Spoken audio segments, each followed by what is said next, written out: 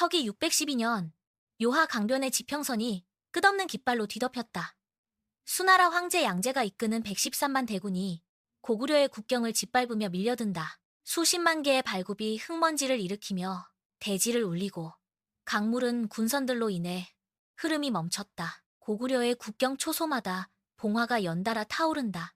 병사들은 성벽 위로 화살통을 옮기고 쇠뇌의 시위를 팽팽하게 당긴다. 성문은 굳게 닫혔고 빗장을 지르는 손길은 떨림없이 단호하다. 수나라의 함대는 요동의 해안선을 따라 촘촘히 늘어섰고 그들의 그림자가 고구려의 영토를 집어삼키기 시작했다. 한반도의 운명을 건 거대한 충돌이 시작되었다. 113만이라는 숫자가 가진 압도적인 무게가 고구려의 산맥을 짓누른다. 이제 물러설 곳은 없다. 고구려의 군사들은 칼을 뽑아 들고 성벽 너머로 몰려오는 적의 물결을 응시한다. 전쟁의 서막은 이미 피할 수 없는 현실이 되어 성벽 아래까지 들이닥쳤다. 요동성 앞, 수나라의 공성병기들이 멈춰섰다. 성벽 위에서 쏟아지는 화살비가 수나라의 진격을 가로막는다. 성벽을 기어오르던 사다리는 부러져 나뒹굴고 흙으로 쌓은 둔덕은 무너져 내린다. 요동성의 견고한 방어선은 수나라의 113만 대군을 수개월째 성벽 아래에 묶어두었다. 황제 양제의 인내심이 바닥났다. 진영 내 막사에서 장수들이 지도를 펼친다. 요동성을 함락시키는 대신 성벽을 우회하기로 결정한다. 오문수를 비롯한 장수들이 30만 5천 명의 정예 별동대를 선발한다. 보급품을 챙기고 무기를 점검하는 손길이 분주하다. 그들은 요동성을 뒤로하고 평양성을 향해 방향을 튼다. 30만 명의 발걸음이 흙먼지를 일으키며 동쪽으로 향한다. 수나라의 전략은 이제 정면 돌파가 아닌 고구려의 심장부를 직접 타격하는 도박으로 바뀌었다. 좁은 길을 따라 끝없이 이어지는 별동대의 행렬이 산맥을 넘는다. 평양성으로 향하는 그들의 눈빛에는 승리에 대한 확신이 서려 있다. 이제 전쟁의 중심축이 요동에서 평양으로 급격히 이동한다. 을지문덕은 산등성이 위에서 흙먼지를 일으키며 동쪽으로 향하는 수나라 별동대의 행렬을 내려다본다. 그는 지도를 접어넣고 즉시 군영에 철수 명령을 내린다. 고구려의 보병들은 성문을 열고 짐을 챙겨 동쪽으로 달리기 시작한다. 을지문덕은 길목마다 솥과 식량 자루를 일부러 버려두게 한다. 뒤따르던 수나라 선봉대는 버려진 보급품을 발견하고 환호하며 속도를 높인다. 그들은 텅 빈 성체를 지나칠 때마다 승리를 확신하며 대열을 정비한다. 을지문덕은 숲속에 매복했던 기병들을 불러 모아 후방으로 은밀히 이동시킨다. 고구려군은 적의 시야에서 사라졌다가 다시 나타나기를 반복하며 수나라군을 평양성 깊숙한 곳으로 끌어들인다. 우문술의 별동대는 저항 없는 진군에 취해 경계심을 늦춘다. 그들의 발걸음은 평양성을 향해 거침없이 빨라진다. 을지문덕은 적이 덫에 걸려들었음을 확인하고 말머리를 돌려 더 깊은 산속으로 사라진다. 수나라군의 등 뒤로 고구려의 그림자가 짙게 깔린다. 을지문덕은 정찰병의 차림을 하고 수나라 진영의 경계선을 넘는다. 그는 횃불이 타오르는 막사 사이를 지나 우문술의 본진으로 향한다. 적의 병사들은 굶주림과 피로에 지쳐 무기를 바닥에 둔 채 쳐떨어져 있다. 을지문덕은 막사 입구에서 걸음을 멈추고 내부를 살핀다. 우문술은 탁자 위에 놓인 평양성 지도를 손가락으로 짚으며 장수들과 승리를 논하고 있다. 그의 목소리는 자신감에 차 있고 주변의 장수들은 연신 고개를 끄덕인다. 을지문덕은 그들의 보급 상태가 바닥났음을 확인하고 적의 눈이 오직 평양성이라는 목표에만 고정되어 있음을 간파한다. 그는 막사 밖으로 나와 어둠 속으로 몸을 숨긴다. 우문술의 오만함이 적진 전체에 퍼져 있음을 확인한 을지문덕은 즉시 말에 올라탄다. 그는 숲을 가로질러 고구려 본진으로 질주하며 적의 심장을 찌를 마지막 준비를 서두른다. 수나라의 진영은 고요하지만 그 안에는 이미 멸망의 씨앗이 깊게 뿌리내리고 있다.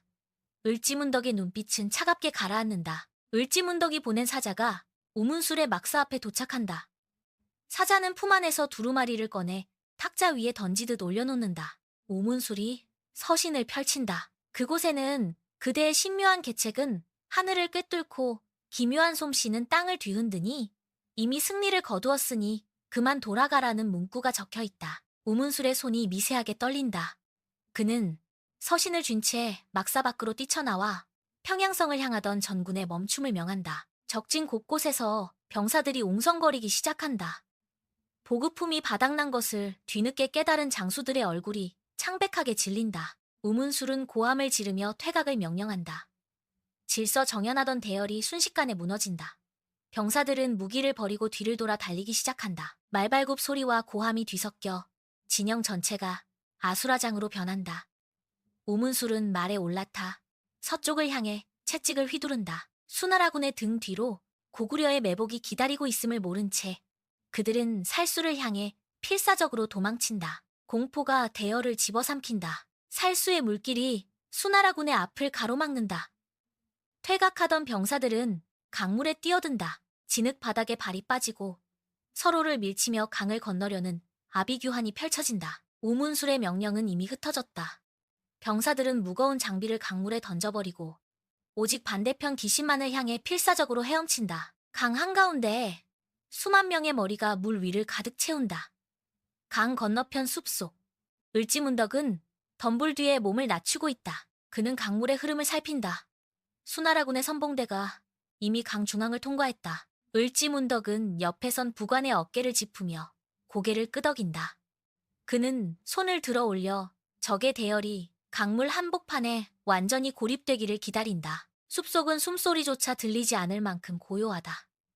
고구려군 궁수들은 활시위를 팽팽하게 당긴 채 목표물을 조준한다. 살수의 물살은 평소보다 낮고 느리게 흐르며 적들을 유인한다. 을지문덕의 시선은 강 상류의 댐을 향한다. 모든 준비는 끝났다.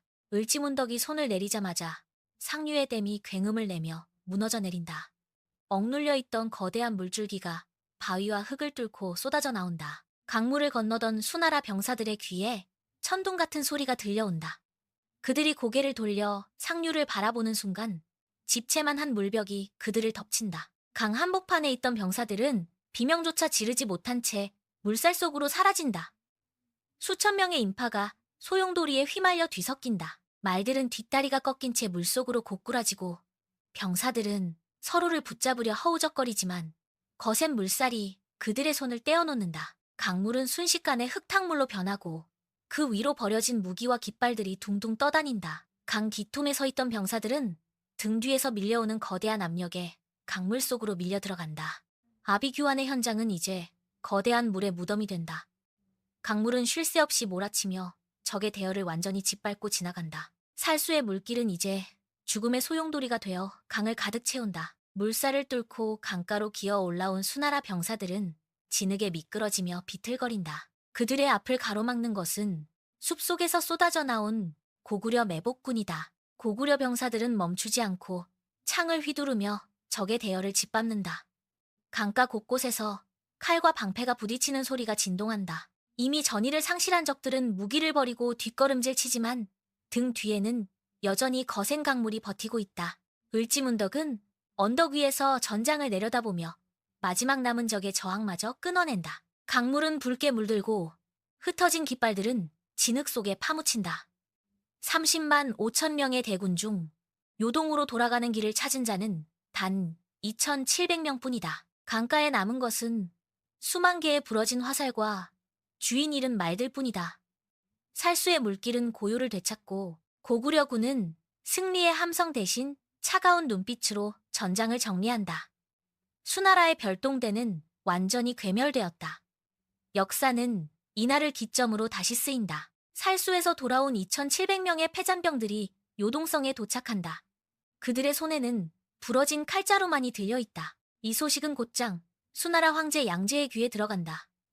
황제는 옥저에서 일어나지 못한 채 굳어버린다. 113만 대군을 동원했던 제국의 국력은 단 한 번의 전투로 바닥을 드러낸다.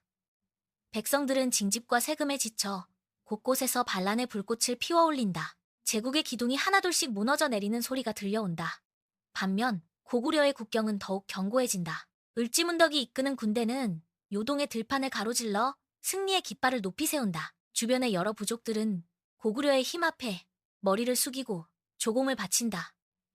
동북아시아의 패권은 이제 확실하게 고구려의 손으로 넘어온다. 평양성의 성벽 위로 해가 떠오른다. 수나라의 야욕은 살수의 흙탕물 속으로 영원히 가라앉았다. 고구려는 스스로의 힘으로 제국의 침략을 막아내고 대륙의 새로운 질서를 창조한 주역으로 우뚝 선다. 역사는 승리자의 기록으로 다시 쓰이고 고구려의 이름은 동방의 강자로 대륙 전체에 울려 퍼진다.